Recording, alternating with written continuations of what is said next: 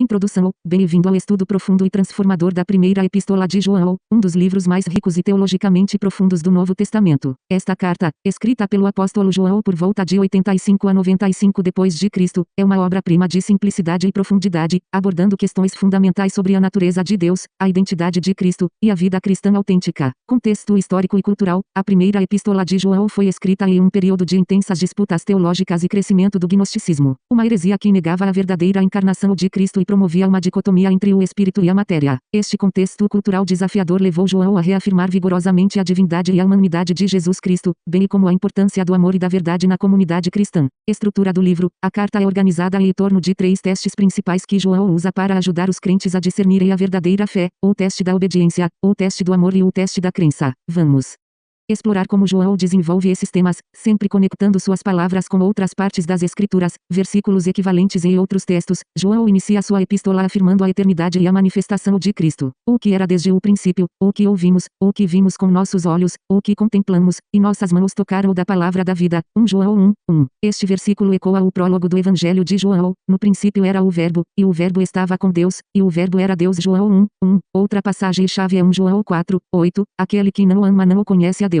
Porque Deus é amor. Este versículo se harmoniza com João 3:16, porque Deus amou o mundo de tal maneira que deu o seu Filho unigênito, para que todo aquele que nele crê não pereça, mas tenha a vida eterna. Perguntas e respostas. Pergunta: o que significa andar na luz segundo 1 João 1:7? Resposta: andar na luz significa viver de acordo com a verdade e a santidade de Deus, confessando nossos pecados e mantendo comunhão com Ele e com outros crentes. João 8:12 complementa esta ideia: eu sou a luz do mundo, quem me segue não andará em trevas, mas terá a luz da vida. Pergunta: como João define o amor em 1 João 3:16? Resposta: nisto conhecemos o amor, que Cristo deu a sua vida por nós, e nós devemos dar a vida pelos irmãos. Esta definição é intensamente prática e sacrificial, refletindo João 15:13. Ninguém tem maior amor do que este, de dar alguém a sua vida pelos seus amigos. Resumo: a primeira epístola de João é um guia essencial para entender a verdadeira natureza do cristianismo. João aborda com clareza temas como a encarnação de Cristo, a importância da obediência aos mandamentos de Deus, a necessidade de amar os irmãos e o perigo dos falsos ensinamentos. Ele reitera que a fé cristã autêntica é evidenciada por uma vida de justiça, amor e verdade. João escreve com a autoridade de um apóstolo que caminhou com Jesus, e sua carta é um chamado para que os crentes vivam de maneira que honre a Deus em todas as áreas de suas vidas. Em um mundo que frequentemente oferece uma visão distorcida do que significa seguir a Cristo, a mensagem de João permanece um farol de verdade e amor. Que este estudo inspire uma fé mais profunda e um compromisso renovado com os princípios eternos da fé cristã, enquanto seguimos os passos daquele que é a luz do mundo. O apóstolo João, introdução. O apóstolo João é uma figura central no Novo Testamento e um dos discípulos mais próximos de Jesus Cristo. Sua vida e ministério são de grande importância para a teologia cristã reformada, destacando-se por sua íntima relação com Jesus e sua contribuição substancial ao cânon bíblico. Antes de Cristo, João, filho de Zebedeu e Salomé, era irmão de Tiago e trabalhava como pescador no mar da Galileia. Ele e seu irmão foram chamados por Jesus para se tornarem pescadores de homens. Mateus 4:20-22. De acordo com os estudiosos reformados, João já demonstrava um zelo ardente pela verdade e uma disposição para seguir a Cristo, características que seriam moldadas e aprimoradas durante seu tempo com Jesus. Durante o ministério de Cristo, João é frequentemente descrito como o discípulo amado. João 13:23, indicando uma relação especial com Jesus. Ele testemunhou momentos cruciais do ministério de Cristo, incluindo a transfiguração, Mateus 17:1-9, e a última ceia. João 13:23-25. Segundo Davi Martin Lloyd Jones, essa proximidade permitiu a João uma compreensão mais profunda das palavras e obras de Jesus, capacitando-o a transmitir essas experiências de maneira impactante em seus escritos. Pós-Cristo, ministério e escritos. Após a ressurreição e ascensão de Jesus, João se tornou uma figura líder na igreja primitiva. Ele desempenhou um papel crucial no Concílio de Jerusalém, Atos 15, e continuou a pregar o Evangelho com ousadia. Os escritos de João, incluindo o Evangelho de João, as 3 epístolas, 1, 2 e 3 João e o Apocalipse, são fundamentais para a teologia reformada. O Evangelho de João é conhecido por sua profunda cristologia, destacando a divindade de Cristo e a importância da fé nele para a vida eterna. As epístolas de João enfatizam o amor, a verdade e a santidade, enquanto o Apocalipse oferece uma visão escatológica do triunfo final de Cristo sobre o mal, visão teológica reformada. Os teólogos reformados, como John Calvin e Jonathan Edwards, destacam a clareza e a profundidade dos escritos de João. Calvin, em seus comentários, elogia a capacidade de João de comunicar verdades teológicas complexas de maneira acessível e pastoral. Edwards admira a ênfase de João no amor.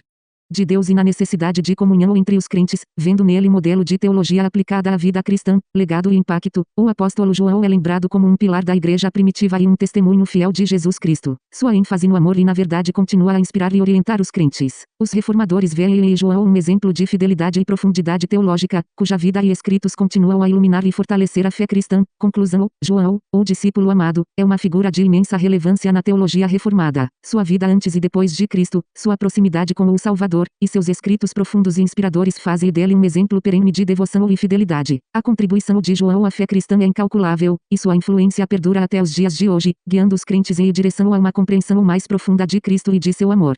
Textos bíblicos e conexões, 1 João 1, KJA, 1. O que era desde o princípio, o que ouvimos, o que vimos com os nossos olhos, o que contemplamos, e as nossas mãos tocaram da palavra da vida. Referências, João 1, 1 a 2, no princípio era o verbo, e o verbo estava com Deus, e o verbo era Deus. Ele estava no princípio com Deus, João 20 e 27, depois disse a Tomé, põe aqui o teu dedo, e vê as minhas mãos, e chega a tua mão, e põe-na no meu lado, e não sejas incrédulo, mas crente. Lucas 24 e 39, vede as minhas mãos e os meus pés, que sou eu mesmo, apalpai-me e vede, pois um espírito não tem carne nem ossos, como vedes que eu tenho. 2. Porque a vida foi manifestada, e nós a vimos, e dela damos testemunho, e vos anunciamos a vida eterna, que estava com o Pai, e nos foi manifestada.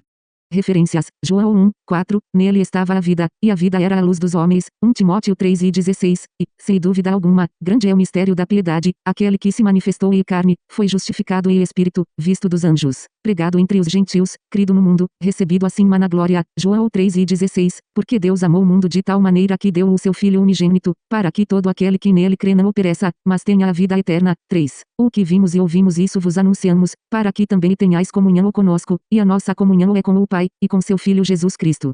Referências, Atos 4 e 20, porque não podemos deixar de falar do que temos visto e ouvido. 1 Coríntios 1, 9, fiel é Deus, pelo qual fostes chamados para a comunhão de seu Filho Jesus Cristo nosso Senhor. João 17 e 21, para que todos sejam um, como tu, ó Pai, o és em mim, e eu em ti, que também eles sejam um em nós, para que o mundo creia que tu me enviaste. 4. Estas coisas vos escrevemos, para que o vosso gozo se cumpra.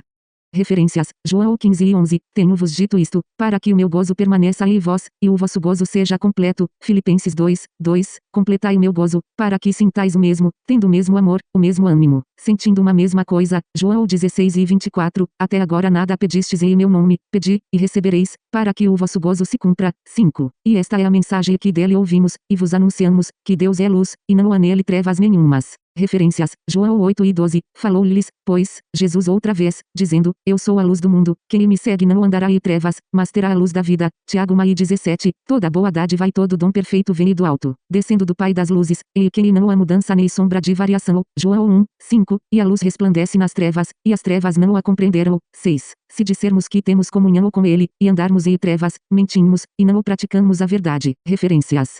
Efésios 5, 8, porque noutro tempo erais trevas mas, agora sois luz no Senhor andai, como filhos da luz. João 3 e 19, a condenação é esta que, a luz veio ao mundo e, os homens amaram mais as trevas do que a luz, porque as suas obras eram más. 1 Pedro 2, 9, mas vós sois a geração eleita, o sacerdócio real, a nação santa, o povo adquirido, para que anuncieis as virtudes daquele que vos chamou das trevas para a sua maravilhosa luz. 7. Mas, se andarmos na luz, como ele na luz está, temos comunhão uns com os outros, e o sangue de Jesus Cristo, seu Filho, nos purifica de todo pecado. Referências, João 12 e 35, disse-lhes, pois, Jesus, a luz ainda está convosco por um pouco de tempo, andai enquanto tendes luz, para que as trevas não vos apanhem, pois quem anda nas trevas não sabe para onde vai. Hebreus 9 e 14, quanto mais o sangue de Cristo, que pelo Espírito Eterno se ofereceu a si mesmo imaculado a Deus, purificará as vossas consciências das obras mortas, para servirdes ao Deus vivo. 1 Pedro 1 e 19, mas com o precioso sangue de Cristo, como de um cordeiro imaculado e incontaminado. 8. Se dissermos que não temos pecado, enganamo-nos a nós mesmos, e não há verdade em nós. Referências, Romanos 3 e 23, porque todos pecaram e destituídos estão da glória de Deus. Provérbios 20, 9, quem pode dizer, purifiquei o meu coração, limpo estou de meu pecado. 1 João 1 e 10, se dissermos que não o pecamos, fazemo-lo mentiroso, e a sua palavra não está em nós. 9. Se confessarmos os nossos pecados, Ele é fiel e justo para nos perdoar os pecados, e nos purificar de toda a injustiça. Referências, Provérbios 28:13. O que encobre as suas transgressões nunca prosperará, mas o que as confessa e deixa, alcançará misericórdia. Salmos 32:5. Confessei-te o meu pecado, e a minha maldade não o encobri. Dizia eu, confessarei ao Senhor as minhas transgressões, e tu perdoaste a maldade do meu pecado. Tiago 5:16. Confessai as vossas culpas uns aos outros, e orai uns pelos outros, para que sareis. A oração feita por um justo pode muito e seus efeitos. 10. Se dissermos que não o pecamos, fazemo-lo mentiroso, e a sua palavra não está em nós. Referências, Romanos 3:10. Como está